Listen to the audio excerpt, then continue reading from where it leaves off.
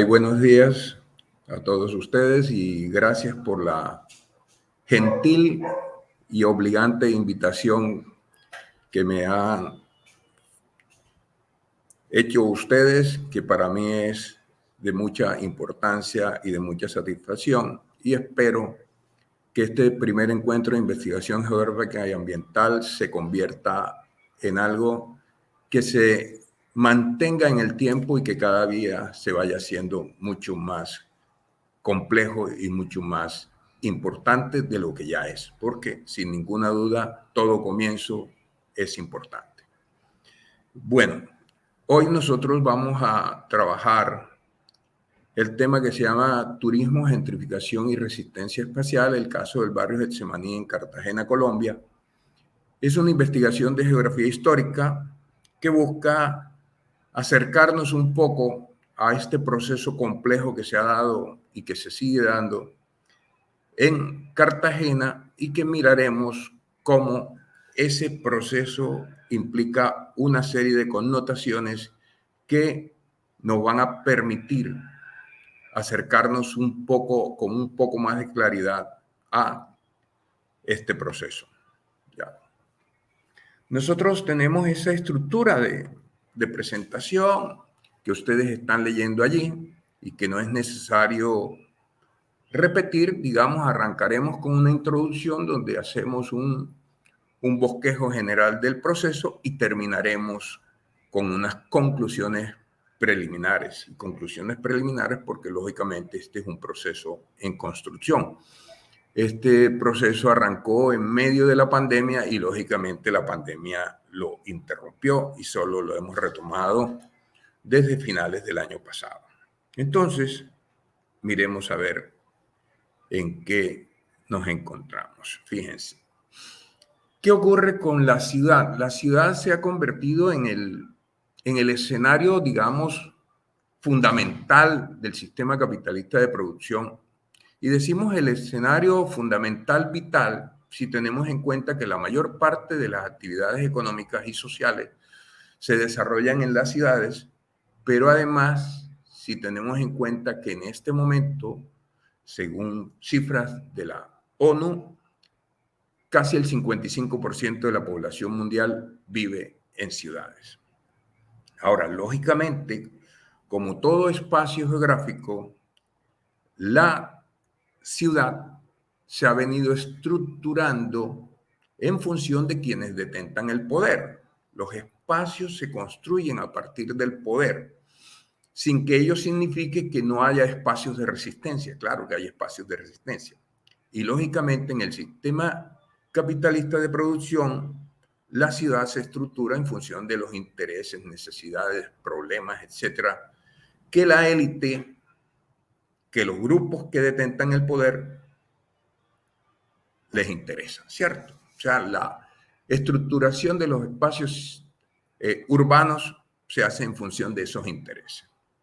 Ahora, lógicamente, a cada etapa del capitalismo, como en el capitalismo y como en todo espacio, los espacios se construyen, se deconstruyen y se reconstruyen.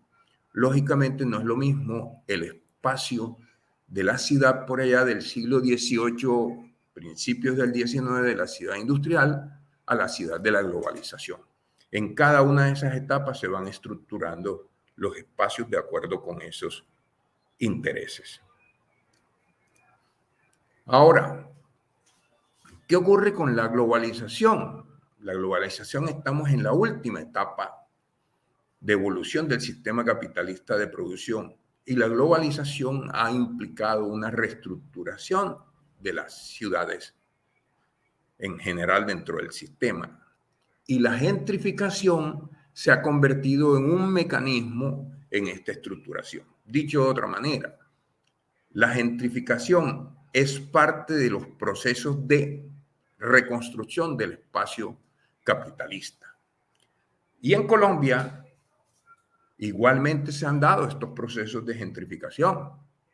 Las ciudades colombianas en general muestran procesos de gentrificación. Por ejemplo, el caso de La Candelaria en Bogotá, por ejemplo, o el caso de Guayaquil en Medellín, o el caso de Barranquilla, del centro histórico, que está en un proceso de gentrificación. Y lógicamente el caso de Cartagena, en el que desde la década del 60 en adelante se han producido varios procesos de gentrificación, y en este caso que nos ocupa, de Getsemaní. Ahora, ¿qué pretendemos respondernos en esta investigación? Uno, ¿qué tipo de estrategia han utilizado las élites cartageneras para gentrificar el barrio Getsemaní y cómo esas estrategias utilizadas le han permitido a las élites tener un mayor control socioeconómico, cultural, etc.? Dos, ha existido una resistencia espacial en contra de este proceso de gentrificación. ¿Se ha podido detener este proceso de gentrificación o se ha podido ralentizar? ¿Cuáles han sido los factores que han incidido en este proceso de gentrificación? Y lo que pretendemos es analizar precisamente cómo ese mecanismo de estructuración del espacio en esta época de globalización se hace en función de los intereses de las élites y termina por favorecer sin ninguna duda a este sector de la población. Ahora, ¿desde qué soporte hacemos teórico-conceptual? Fundamentalmente de tres soportes. Uno, la construcción social del espacio. El espacio es construido, lógicamente, desde el poder y ha sido estudiado por muchos autores, Santos, Harvey, Soya, Capel, Smith, entre otros, ¿cierto? Dos, mirar la gentrificación como una estrategia para la estructuración del espacio capitalista que ha sido mirado no desde la concepción de gentrificación de los anglosajones, de los europeos, sino la concepción desde la gentrificación mirada desde autores latinoamericanos. Tres, el concepto de resistencia espacial, que es un concepto que yo introduje en algún trabajo en el año 2018, y la resistencia espacial la catalogo como toda oposición que se hace por parte de los sectores, digamos, sometidos a los intentos de imposiciones de modelos en la construcción del espacio. Lógicamente, esta oposición algunas veces puede ser exitosa. Por ejemplo, cuando el gobierno de Duque intenta cambiar las condiciones de la tributación con la reforma del año 2019 y la población se levanta haciendo resistencia espacial y logra abortar ese proceso. Entonces, ese es el concepto de resistencia espacial. Y finalmente es una investigación hecha desde la geografía histórica y lógicamente soportada en sus métodos, en sus técnicas, etc. Ahora, si nosotros miramos el concepto de construcción social del espacio hecha por y para las élites en el sistema capitalista de producción, por ejemplo, Harvey tiene aquí una cita que viene al caso. Él plantea que el capitalismo construye y reconstruye una geografía a su propia imagen. O sea, es una geografía para favorecer sus intereses y que se manifiesta en obras de infraestructura, leyes, etcétera, que se impone durante cierto tiempo, pero cuando dejan de funcionar simplemente se reconstruye ese espacio con nuevas características. Entonces, por eso él dice, una construcción que deberá ser derribada en algún momento y reconfigurada para adaptarlo a las nuevas necesidades del sistema capitalista de producción. Ahora, dentro de este proceso, la gentrificación se ha convertido en una estrategia que conduce a esta reconstrucción del espacio capitalista. Claro, esta reconstrucción del espacio se ha venido incentivando, se ha venido ampliando a partir del proceso globalizador, que como tal, en términos generales, la globalización es la nueva construcción del espacio capitalista que se instala cuando hay la crisis del modelo fordista. Entonces, es la nueva reconstrucción, ¿cierto? Ahora, esa reconstrucción clasista, ¿a qué apunta? A aumentar o a reproducir, lógicamente, las condiciones del sistema y termina incrementando lo que es casi que inherente al sistema capitalista, que es incrementar la desigualdad y además de incrementar la desigualdad, aumentar el poder o el control de los sectores privilegiados. Y finalmente el concepto de resistencia espacial, que ya lo decíamos en un momento. Lógicamente, esta es una investigación con un diseño cualitativo desde una perspectiva geohistórica, si tenemos en cuenta que es una investigación de geografía histórica, con un método planteado por Harvey, que es el método del materialismo histórico-geográfico, que va más allá del materialismo histórico propuesto por Marx y que toma en cuenta o le da un valor considerable al papel que cumple el espacio en el desarrollo o en la evolución de los hechos históricos, etc. Lógicamente, una bibliografía, una investigación bibliográfica considerable, el uso de información cartográfica y finalmente se produjo información primaria a través de visitas de campo, entrevistas, etcétera, etcétera.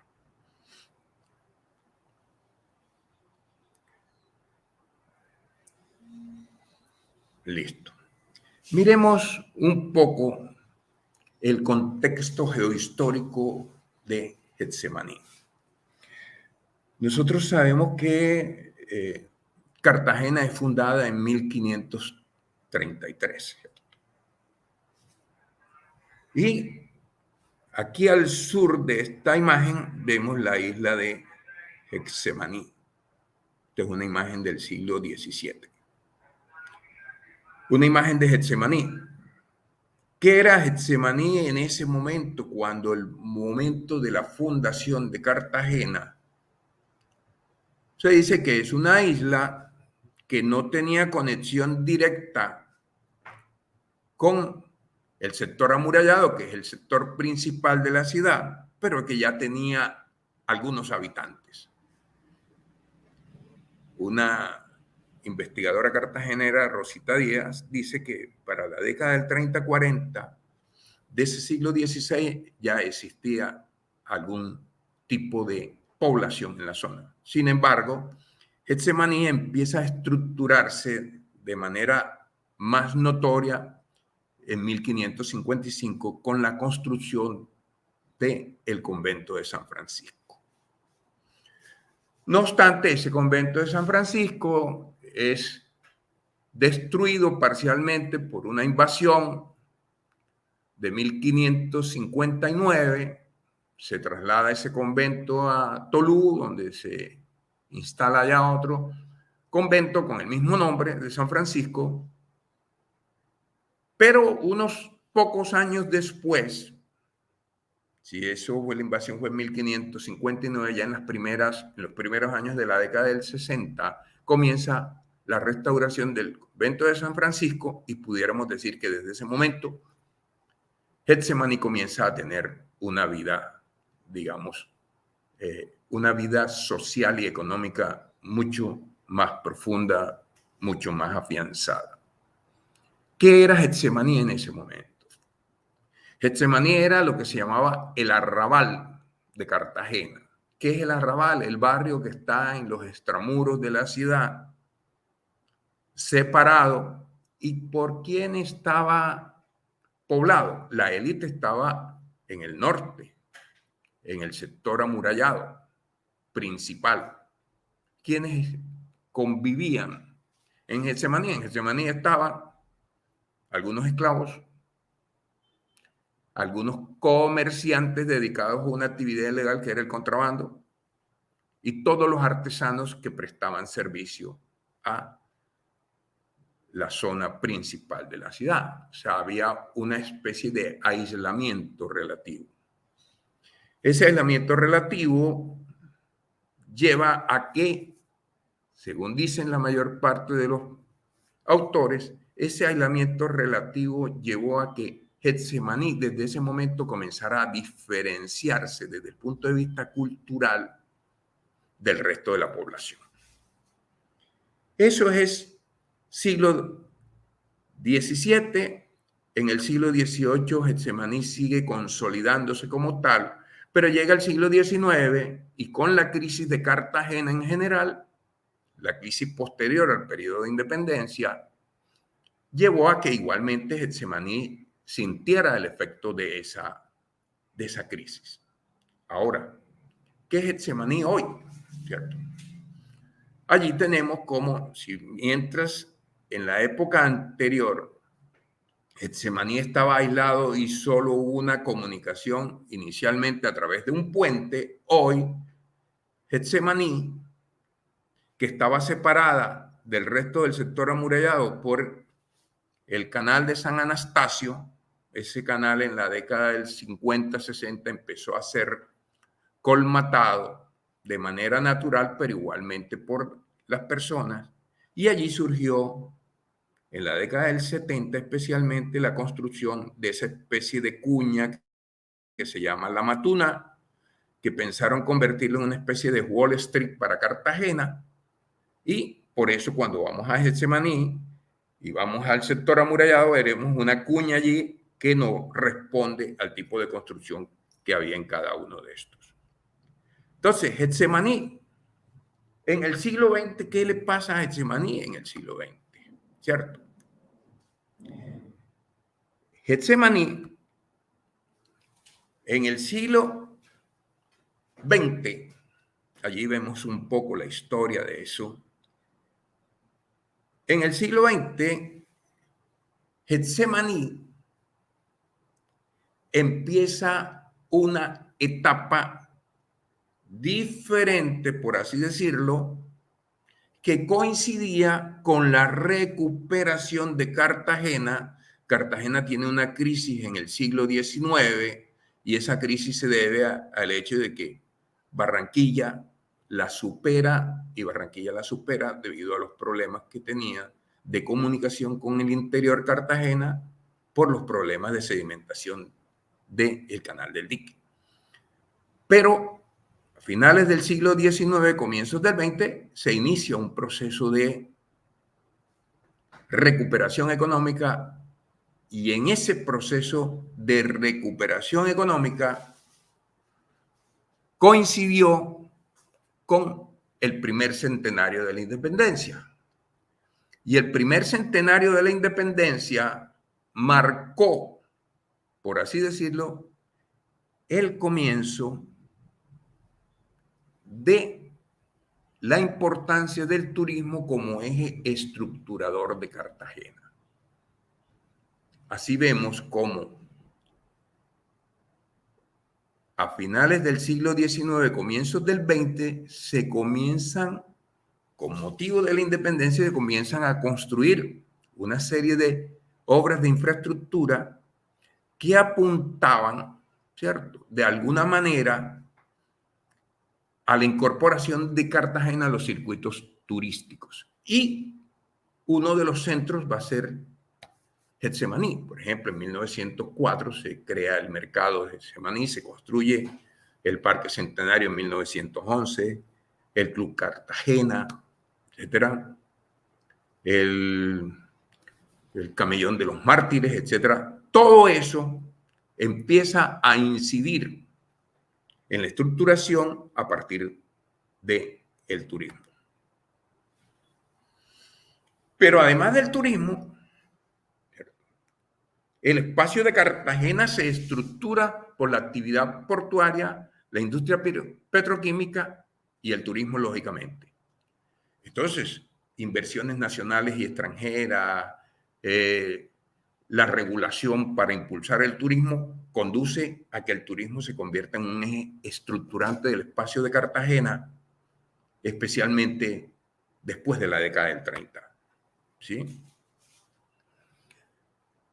Ese hecho de que el turismo se empiece a convertir en una actividad o un eje estructurante de Cartagena se manifiesta en la construcción de una gran cantidad de obras de infraestructura que apuntaban a eso.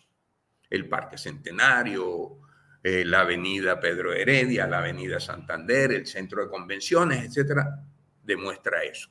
Pero además hubo una serie de estímulos por parte de Proexpo para la construcción de obras de infraestructura.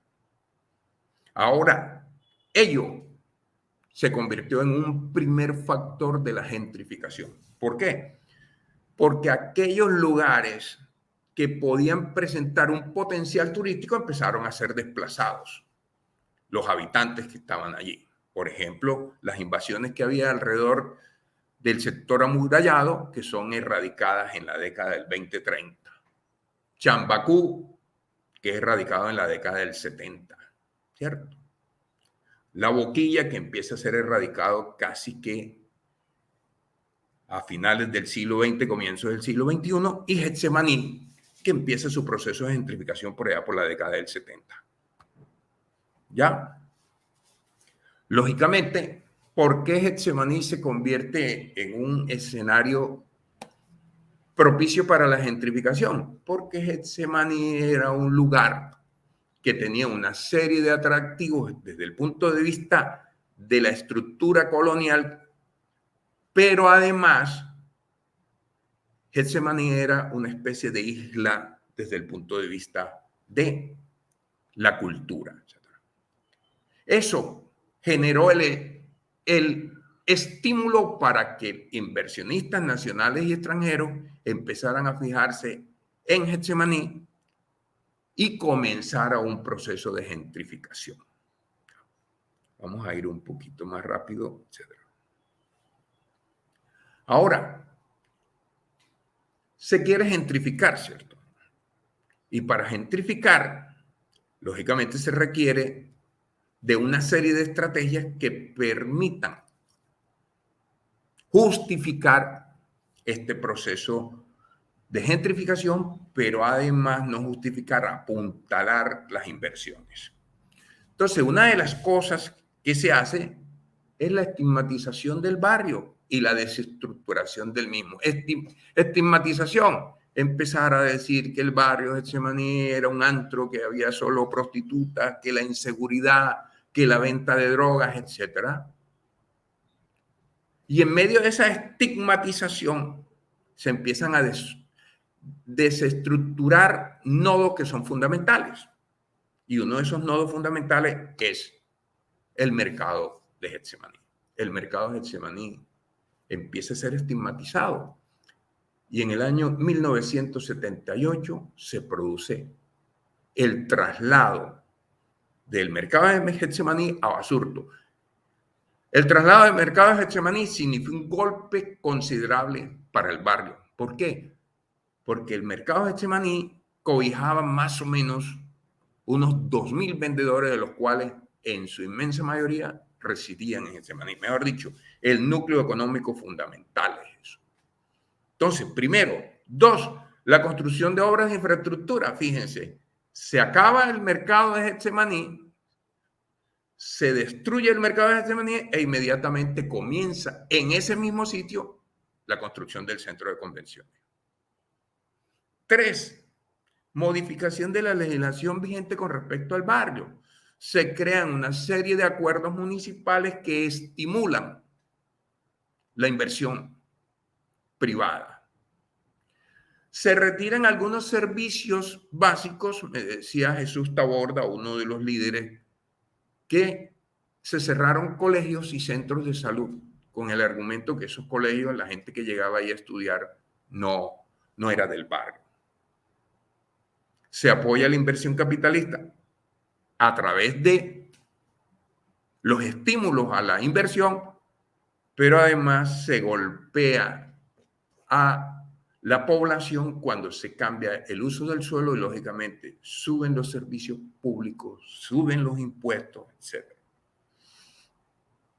Por ejemplo, cuando nosotros hablamos de desestructuración de Getsemaní, que vimos el mercado de Getsemaní, que es trasladado, posteriormente demolido, e inmediatamente comienza la construcción del centro de convenciones en el mismo sitio. ¿Ya? Lo que implica el centro de convenciones. El centro de convenciones se convirtió en una especie de atractivo para las inversiones. Es empezar a higienizar el barrio como tal. Ahora, ¿qué consecuencias podemos ver? ¿Cierto? Getsemaní, la gentrificación que se da de esa manera, vista muy rápidamente a través de esta pequeña charla, generó un proceso de resistencia espacial. Esa resistencia espacial que implicó la organización de la comunidad para oponerse a esa gentrificación. Y una de las cosas que se tomó, una de las medidas que se tomó era el rechazo a la compra de sus predios. Había una presión muy fuerte sobre los predios para que fueran vendidos. Esa estrategia no funcionó. ¿Y por qué no funcionó? Bueno, porque lógicamente la presión del capital es muy fuerte. Entonces llegaban a una casa, vale 50, te doy 80. ¿Ya? Hoy, ¿cuál es el intento por oponerse a la gentrificación? Una especie de resistencia cultural. Es tratar de mantener sus valores culturales como un intangible que le permita defenderse, pero eso es casi imposible. A manera de ejemplo, la Plaza de la Trinidad en Getsemaní era el sitio de reunión de la comunidad. El domingo se reunían, etc. Hoy, ¿qué es la Plaza de la Trinidad? La Plaza de la Trinidad es una especie de torre de Babel donde llega medio mundo, donde hay cualquier tipo de actividades, menos las tradicionales del barrio, pero hoy se intenta mantener una serie de características. Y otra de las formas de adaptarse a esa gentrificación es que algunos habitantes han tomado como medida el utilizar sus viviendas, etcétera, como prestadora de servicios a la gente que llega allí. Entonces hay muchos hospedajes informales, hay muchos pequeños negocios informales y ese fue el mecanismo para resistir. Pero ¿qué ha salido de allí? Consecuencia. La principal consecuencia es que el desplazamiento de la población raizal, o sea, la población que tenía decenas y centenas de años, de tal manera que hoy, entre las personas entrevistadas, consideran que la cantidad de población raizal no llega al 10%, cuando Morillo y Ferrer, un par de habitantes del barrio que han hecho algunas obras, decían que en 2013 casi el 28% era, ¿cierto? Dos, miremos la pérdida de la identidad cultural del barrio. El barrio era una especie de ínsula cultural, ¿cierto? Un cambio drástico en el uso del suelo. En el censo del 2005 había 999 residencias, viviendas de tipo residencial. En el censo del 2018 se reducían a 375, un descenso de casi el 63%. Ya, casi el 63%. Pero además, un escritor vinculado al barrio dice que en este momento él ha logrado contabilizar más de 200 hoteles, desde formales de alto nivel hasta informalidad. Lógicamente, quienes controlan socioespecialmente el barrio, los sectores ligados al turismo y a los servicios asociados. No solo de los grandes capitalistas nacionales, sino de capitalistas internacionales. Y lógicamente una resistencia espacial totalmente debilitada. Un poco para mirar la imagen de ese proceso, aquí vemos a la izquierda lo que era Getsemaní, esa zona cerca del centro de convención, y lo que es hoy un hotel que se llama el Hotel San Francisco, donde estaba el convento de San Francisco, etcétera, de 130 habitaciones, un área de casi 30.000 metros cuadrados, 130 habitaciones y como 100 millones de dólares. ¿Quiénes son los principales inversionistas? Los Santo Domingo asociados al capital internacional. Este es otro hotel que se llama OSH, igualmente de una cadena internacional. Ahora, a manera de conclusiones, lógicamente la necesidad de adaptar el espacio a las necesidades del capitalismo ha sido el factor que ha conducido a la gentrificación del barrio de Getsemaní. En el Caribe americano, y en este caso en Cartagena, las asociaciones entre el capital, el gran capital nacional y el capital global han utilizado la gentrificación para lograr un control mayor de eso y sacar provecho de la serie de ventajas que tiene Getsemaní. En Getsemaní, que anteriormente lo que uno encontraba era hostales, hoy se encuentra el Hotel San Francisco o el OHS. El OHS tiene 150 habitaciones de lujo, etcétera, y que lo único que se conserva es la fachada, porque en la parte posterior hacen una serie de transformaciones comerciales. Y que el uso de las estrategias le ha permitido el control de ese proceso de gentrificación, la imposición del modelo gentrificador del barrio. El barrio perdió su esencia. Los habitantes que entrevistamos dicen, el barrio ya no es lo que era. Y lógicamente hay un aumento del control socioespacial. Y finalmente, la resistencia espacial se ha debilitado. Inicialmente la gente decía, no, yo no vendo, etcétera, pero no resistía. Es que la presión económica es una cosa supremamente fuerte que lleva a que difícilmente la población pueda oponerse de manera real a la presión económica, que es una de las más fuertes. Ahora, los habitantes raizales, los pocos que existen, menos del 10%, mantienen cierto tipo de organización, pero es una especie de lucha en contra de un gigante que es más poderoso y al cual difícilmente se le puede vencer. Muchas gracias por su atención y si existe alguna pregunta, alguna inquietud, bien, puedo asumirla. Espero que no me haya pasado tanto del tiempo, creo que alcancé a hacerlo en media hora. Bueno, gracias, muy amable por su... Agradecemos a usted, profesor Efraín. ¿Cómo está? Bien, bien, afortunadamente. Bueno, profe, excelente presentación, muchísimas gracias. Bueno, lo saludamos nuevamente. Quiero, por favor, que usted vea al público que nos está acompañando.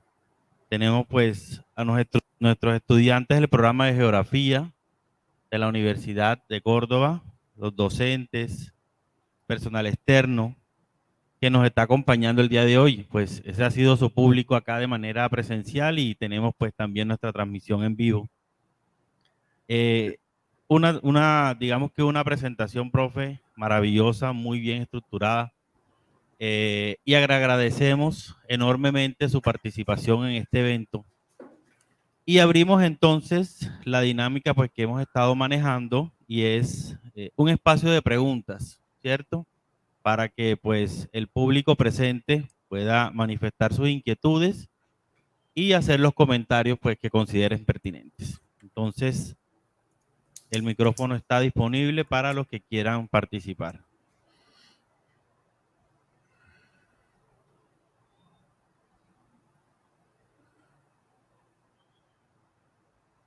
Bueno, escuchemos a la profesora Sionila, una de nuestras docentes del Departamento de Geografía y Medio Ambiente.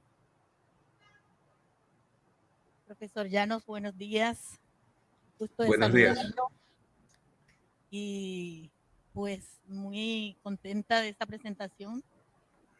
Retrata una realidad de Cartagena que es bastante común, ¿verdad? Ya usted lo mencionó en su presentación, que es similar también al caso que se ha venido dando, ya casi consolidado en el sector de la Boquilla, en Cartagena, que es de verdad, creo yo que triste, ¿sí? Para los nativos, los moradores de esos sectores. Retrata también esa desigualdad espacial, esa injusticia espacial de la que habla Soja en algunas de sus obras, esa injusticia espacial que se materializa en esa segregación de las comunidades marginales en donde no cuentan con las obras de urbanismo básicas y que hacen de la ciudad una ciudad dual, hablando en términos de desigualdad. Doctor Llanos, ¿qué ha pasado con esa población desalojada, desplazada de estos sectores? ¿Hacia dónde han migrado y cuáles son sus condiciones actuales? Si bien pueden recibir un dinero que pudiera ser bastante, sabemos que no es así y que les toca entonces de pronto migrar a sectores en donde no tienen las condiciones, teniendo en cuenta el valor del uso del suelo en Cartagena, ¿no? Bueno, gracias, profesora Leonila. Miren, una de las cosas que descubrí en las entrevistas con los habitantes del barrio, algunos de los cuales han sido desplazados, es que hay un elemento que es vital. El elemento vital es que cuando se desarraiga de un barrio que marcaba mucho a sus habitantes, el impacto emocional es tan fuerte que me decía un señor que decía, yo no me voy de aquí. Me decía que dos amigos de él que habían vendido se habían muerto 2 meses después y decía que se habían muerto de tristeza. Y se habían muerto de tristeza por la sencilla razón que estaban viviendo en un espacio con los cuales no se sentían identificados. Pero igualmente me decía Jesús Taborda, otro de los líderes, que gran parte de las personas que habían vendido por una cantidad que podría parecer considerable, al cabo de un tiempo, la falta de manejo, digamos, financiero, los había llevado a que compraron algo, les quedó una plata, pero la plata se les desapareció. De tal manera que ¿para dónde se van? Lógicamente para barrios relativamente marginados, ¿ya? Barrios populares, pero pierden la esencia del barrio. Digamos, el sentido de la identidad de ellos con su barrio es muy fuerte. El getsemanicense es alguien diferente de la Cartagena desde el punto de vista cultural. Hay una especie de relación emocional muy fuerte con ellos, y lo que ha pasado en términos generales es eso. No podemos decirlo que de manera absoluta, pero se han dado muchos casos en que el dinero percibido, ¿cierto?, que alcanzó para comprar una vivienda y quedó un remanente, ese remanente se perdió.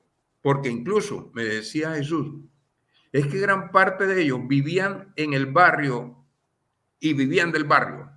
O sea, hacían actividades que les permitían ganar unos ingresos para compensar, digamos, o para paliar un poco la situación. Ya eso se había perdido en otros territorios. No es algo absoluto, pero sí es una tendencia.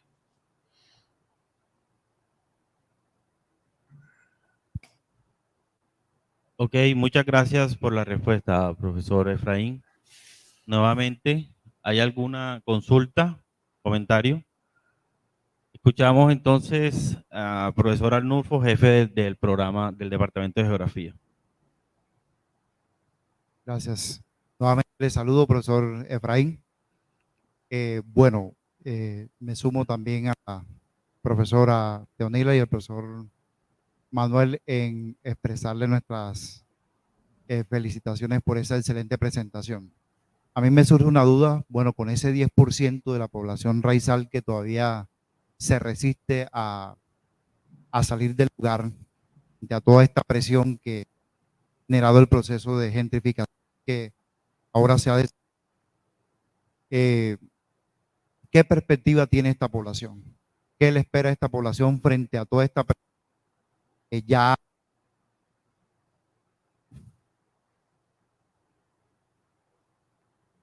Hola, hola, sí. Frente a una actividad que ya se ha ido de alguna forma ya instalando, como es la actividad turística, ¿cierto? Y todos esos servicios que ya se arraigaron ahí a ese espacio y que prácticamente no le dejarían ninguna alternativa a este 10% de la población raizal que todavía habita Getsemaní. Es interesante eso que usted decía, que esa identidad es muy diferente al resto de Cartagena. Y uno así percibía, yo pequeño percibía uno ese barrio Getsemaní en esos momentos cuando todavía no había pasado todo este proceso como algo efectivamente de mucha tradición y diferente al resto de la ciudad. Entonces, ¿cuál sería el camino para esta población? ¿Qué le esperaría a esta población? Bien, miren, hay dos cosas. La primera, que ellos siguen teniendo algunas formas de organización que buscan, digamos, mantener esa especie de resistencia. Y uno de los mecanismos ha sido, lógicamente, bueno, ya no puedo con el enemigo, me uno al enemigo, ¿cierto? Entonces, muchas de esas personas que han hecho coger de su espacio e insertarlo en la actividad que se está dando, que es el turismo.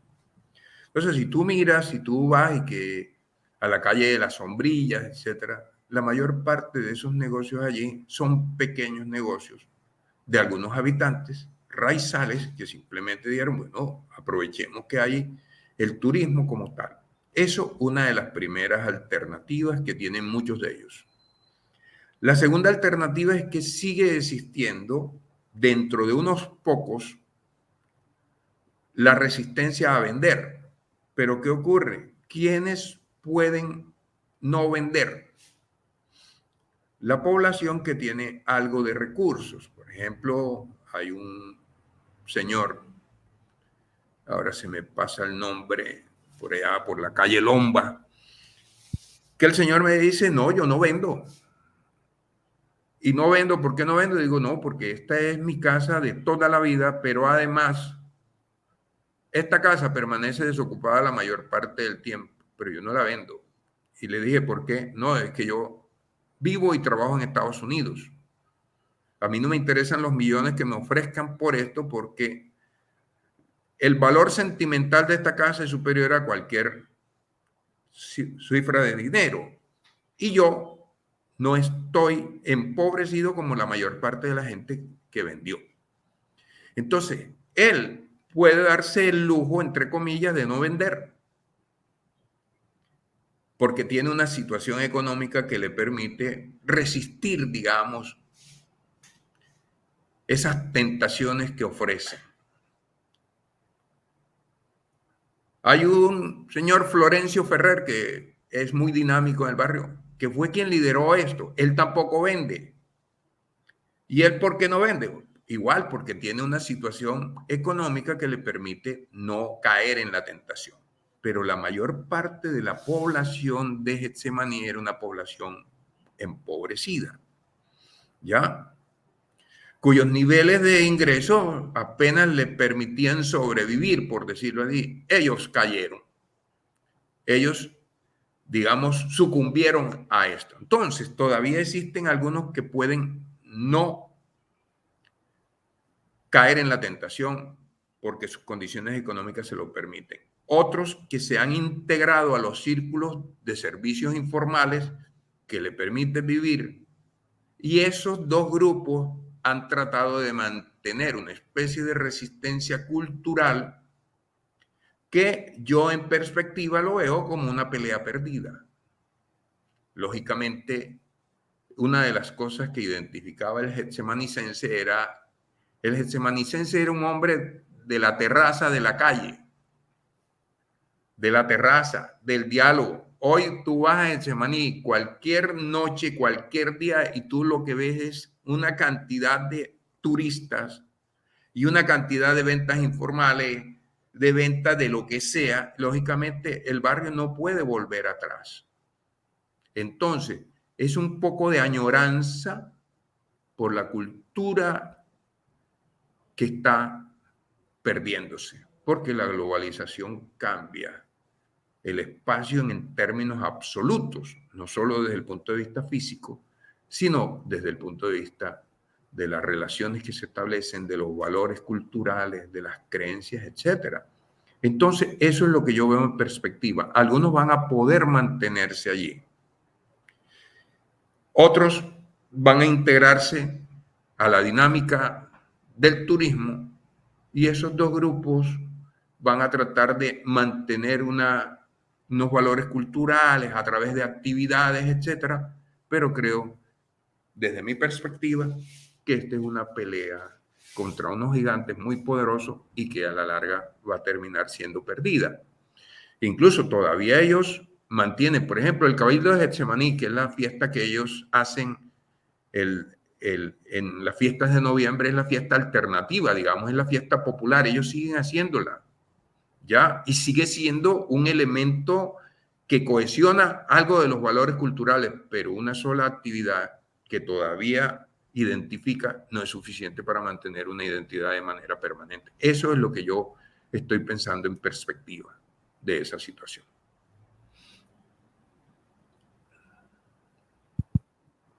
Muchas gracias, profesor, por esa respuesta. Tenemos otra pregunta de uno de nuestros estudiantes del programa. Muy buenos días, mi nombre es Never Galvis. La pregunta que quiero realizar va encaminada a este cambio de uso del suelo que ha experimentado el barrio de Getsemaní. Tenemos presente que este barrio fue en sus mejores tiempos un barrio residencial y pues de una calidad hogareña. Estos cambios en los usos del suelo encaminados a la parte comercial y del turismo, ¿qué tanto afectaron al barrio de Getsemaní y en términos de recuperación de recuperación histórica y de infraestructura y conservación de la misma se puede mantener? Es decir, a pesar de los cambios del uso del suelo que ha experimentado el barrio, ¿cómo se garantiza la conservación de la infraestructura del barrio debido a lo mismo, a que es considerada como residencial y esa es la esencia que se espera mantener de este lugar? Listo, gracias. Mira, digamos, el carácter residencial del barrio se perdió. Y cuando decimos el carácter residencial del barrio se perdió, digamos, ahí tenemos las cifras del censo, ¿cierto? Para 2015, unas cifras del 2015, había más o menos 50 hoteles.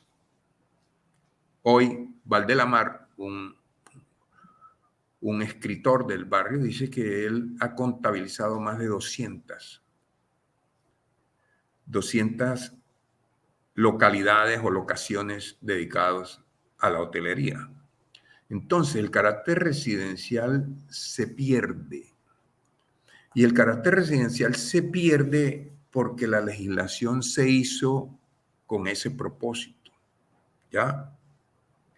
Un acuerdo municipal por allá del año 78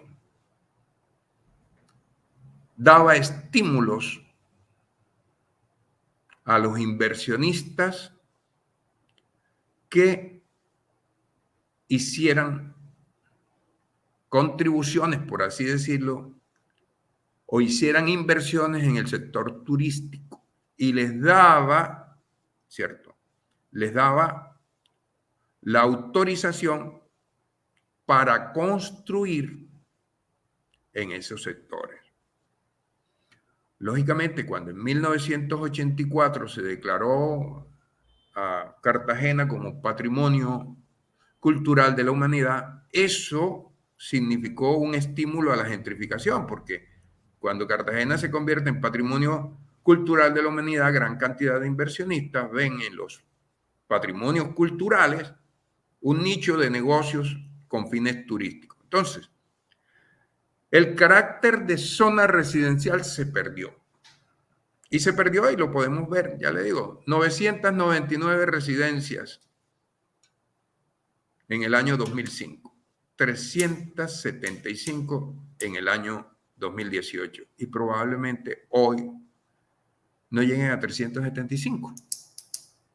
Es probable que el número de residencias haya disminuido porque tú en Getsemaní todos los días ves cómo cambia totalmente la fisonomía del barrio a partir de la conversión de residencias o construcciones de uso específicamente para residencia en discotecas, en restaurantes, en hoteles, etc.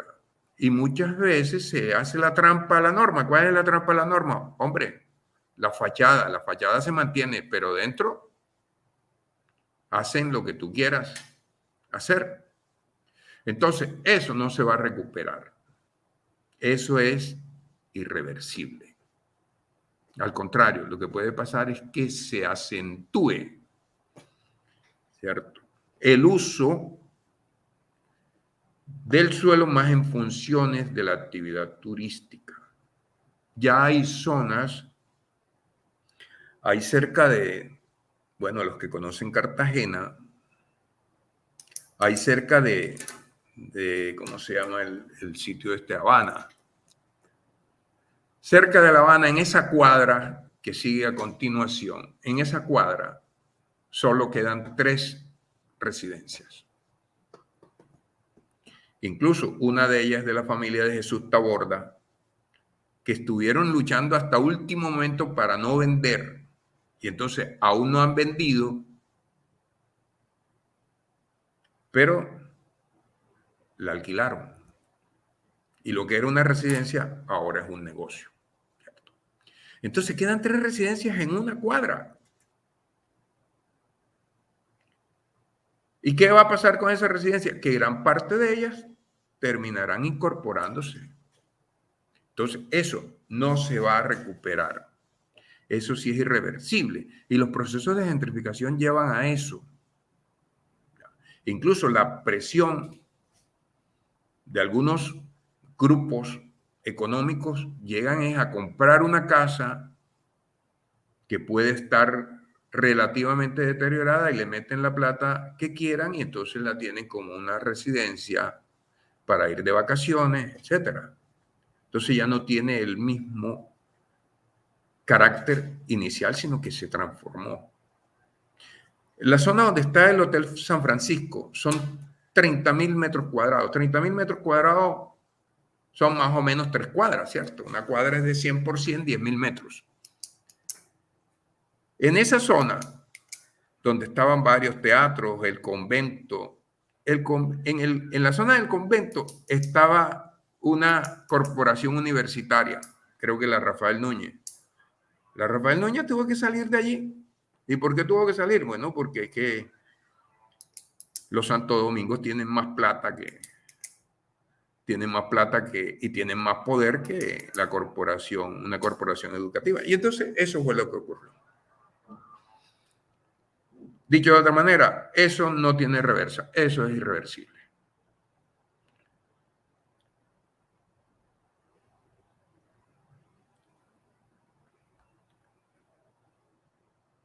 Con preguntas, muy interesante el tema, pero por temas de tiempo, pues vamos a darle paso a despedirnos de usted y a darle unos segundos para pues se despida apropiadamente del evento y pues al finalizar pido un fuerte aplauso por el profesor Efraín por la excelente presentación. Listo, miren, me deja muy contento mi participación aquí, pero no por la participación mía, sino por estar viendo que la geografía tiene futuro. Cuando yo veo a esos jóvenes allí, digo, nosotros tenemos futuro. Pero además, cuando uno participa de un evento que es el primero que se realiza, uno tiene la ilusión, la esperanza y el deseo que este evento se consolide como tal y se convierta con el tiempo en un referente académico donde nos encontramos para discutir temáticas propias de nuestra actividad académica. Por lo tanto, me llevo la satisfacción de haber compartido con ustedes, de ver que la geografía tiene futuro, de ver que tenemos un evento que espero que se consolide y finalmente agradecerles a ustedes por tan generosa invitación. Nos vemos más adelante. Gracias. Contamos con usted, profe, para próximas ediciones de este evento. Muchas Listo. gracias por sus buenos deseos. Que tenga un feliz resto de día. Igualmente. Chao, chao.